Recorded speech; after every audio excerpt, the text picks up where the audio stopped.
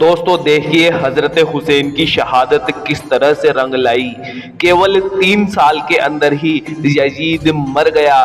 اللہ کا ایسا عذاب آیا کہ بھوکا پیاسا وہ مر گیا، آتے سڑ گئی تھی اس کی۔ پیاسا ہوتا مگر ایک قطرہ پانی نہ پی سکتا تھا۔ حضرت امام حسین کی شہادت کو 3 سال اور 18 مہینے کا وقت گزرا تھا۔ وہی کوفہ کا مختار جخوی جس کے گھر امام مسلم اترے تھے۔ مختار جخوی پبلک میں ایک آواز اٹھاتا ہے، اے لوگو، قتل حسین کا میں بدلہ چاہتا ہوں، میرا ساتھ دو گے کہ نہیں؟ تو سبھی لوگوں نے یہ صدا دی کہ ہم امام حسین کے بدلے کے لیے تیار ہیں۔ سارے لوگ مختار جخوی کے جھنڈے تلے آ گئے۔ مختار جخوی نے ایک خط حضرت حسین کے بھائی محمد بن حنفیہ کے نام لکھا اور کہہ دیا کہ مجھے محمد بن حنفیہ نے یہ خط دیا ہے اور اس میں لکھا ہے کہ امام حسین کے قاتلوں سے بدلہ لیا جائے۔ جب حضرت محمد بن حنفیہ کو اطلاع ملی تو انہوں نے فرمایا، اگرچہ یہ خط میں نے نہیں لکھا لیکن امام حسین کے قاتلوں سے وہ بدلہ چاہتا ہے تو مجھے کوئی اعتراض نہیں۔ اب مختار جخوی کے حوصلے اور بلند ہو گئے۔ اس نے تمام لوگوں کو جمع کیا اور آگے بڑھا، جو ملا اسے قتل کر دیا۔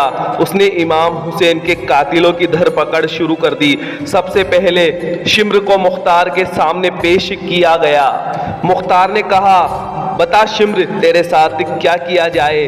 تو نے ہی حسین کو قتل کرنے کا سارا پلان بنایا تھا نا، تو نے ہی آخری وار کیا تھا نا؟ تو وہ کانپنے لگا اور بولا، مختار تم بھی تو اسی جماعت میں سے تھے جس میں میں تھا۔ تو مختار نے کہا، میں نے امام پر تلوار نہیں اٹھائی ظالم، تو حکومت کی لالچ میں کربلا میں تلوار چلا رہا تھا اور سنا گیا ہے کہ حسین کے سر کو تو نے ہی تن سے جدا کیا تھا، اسی لیے تیری گردن ضرور کٹے گی ظالم۔ مختار نے جلادوں سے کہا کہ اس کی دونوں آنکھیں پھوڑ دو، زبان کاٹ دو، اس کے جسم کا ایک ایک حصہ کاٹ کاٹ کر الگ کر دو، اسے تڑپا تڑپا کر مارو۔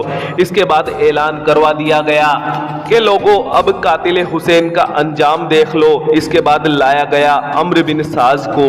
تو مختار نے کہا، کیوں ساتھ دیا تو نے ظالم قاتل حسین کا؟ تو اس نے کہا، اب میں نے سیاست میں حصہ لینا چھوڑ دیا ہے، اب مجھے کسی بھی چیز کی ضرورت نہیں ہے۔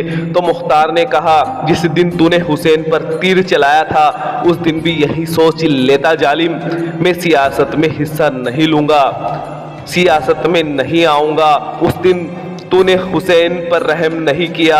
اس کے بعد عمرو بن ساج کے بیٹے کو بلوایا گیا اور کہا گیا کہ اس کے بیٹے کے سامنے اس کی آنکھوں پر تیر مارو۔ تو بیٹے نے کہا کہ میں کیسے برداشت کروں گا؟ تو مختار نے کہا، اپنے باپ سے پوچھ، جب حضرت علی اصغر پر تیر چلایا گیا تو حسین نے کیسے برداشت کیا؟ جب حسین کے سامنے ان کا جوان بیٹا علی اکبر شہید کیا گیا تو حسین نے کیسے برداشت کیا؟ مارو اس ظالم کو بھی۔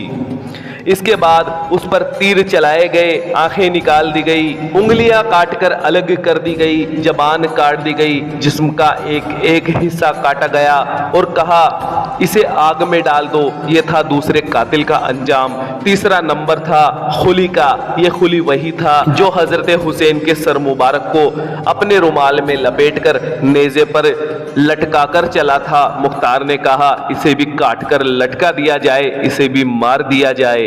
اگلا نمبر تھا مالک بن جنان کا۔ اسے پکڑ کر مختار کے سامنے لایا گیا۔ مختار نے کہا، ظالم، جب تو امام حسین کے سر کو تن سے جدا کر رہا تھا تب تجھے پتا نہیں تھا کہ ان کا خون رنگ لائے گا؟ جنان کو بھی مار دیا گیا۔ اس کے بعد ایک دشمن اور لایا گیا جس کا نام حرملہ بن کاہل تھا۔ یہ وہ ظالم تھا جس نے علی اصغر کے گلے پر تیر چلایا تھا۔ اسے باندھ کر اوپر لٹکا دیا گیا اور کہا گیا کہ اس کے گلے پر تیر مارو۔ جب اس کے گلے پر تیر مارے گئے، خون بہنے لگا تو مختار نے کہا، بتا اب کیسا لگ رہا ہے؟ چنانچہ اسے بھی تڑپا تڑپا کر قتل کر دیا گیا۔ اس کے بعد لایا گیا سب سے بڑے ظالم ابن زیاد کو، کیونکہ یزید کے مرنے کے بعد جب گروپ میں پھوٹ پڑی تو یہ وہاں سے بھاگ کر پہاڑیوں میں چھپ گیا۔ وہاں سے پکڑ کر اسے کوفہ لایا گیا۔ इसे वहीं पर खड़ा किया गया जहां पर इमाम हुसैन के सर मुबारक को रखा गया था। मुख्तार ने कहा, क्या कहते हो, सिर्फ 6 साल गुजरे हैं, तुम्हारी हुकूमत कहाँ गई तुम्हारी बादशाहत? उसने कहा, मुझे माफ कर दो, यजीद ने धोखा दिया। तो कहा, तुमने भी तो धोखा दिया, इमाम हुसैन के साथ धोखा किया, धोखे से उनको बुलवाया गया, तेरा सर भी कटेगा जालिम। मुख्तार ने कहा, इसके दोनों हाथों को काट दो, सर को भी काट दो, जिस्म के टुकड़े टुकड़े करके आग में डाल दो और उसके सर को हमारे सामने ही रखना। भरे दरबार में जियाद के सर को सबके सामने रखा जाता है तो लोग क्या देखते हैं कि एक सांप आया जो नाक में घुसा, मुंह से निकल गया, फिर नाक से निकला और फिर गायब हो गया। सारे लोग देखकर हैरान रह गए, डर गए। ये वही जगह थी जहां हुसैन के सर अनवर को रखा गया था, उसी जगह इसका सर भी रखा गया। इसके नथुनों में सांप घुस रहा था। सभी लोग देखकर दंग रह गए। अय मुसलमानों, इमाम हुसैन के कातिलों में से कोई भी जिंदा नहीं बचा, कोई जलकर मरा, कोई बीमारी से मरा, किसी के चेहरे काले पड़ गए। कूफा वालों का कहना था कि जो लोग भी इमाम हुसैन के कत्ल को गए थे उनके चेहरे मस्क हो गए थे, पहचान लिए जाते थे कि ये इमाम हुसैन के कातिल है। एक ने कहा कि मैं बहुत खूबसूरत था, अभी बदसूरत हो गया हूँ। रात को 2 आदमी आकर थप्पड़ मारते हैं कि ये भी इमाम हुसैन के कत्ल से खुश था, सुबह देखता हूँ तो चेहरे पर थप्पड़ों के निशान होते हैं। एक ने कहा कि मैं भी तो इमाम हुसैन के कत्ल को गया था, मुझे तो कुछ नहीं हुआ।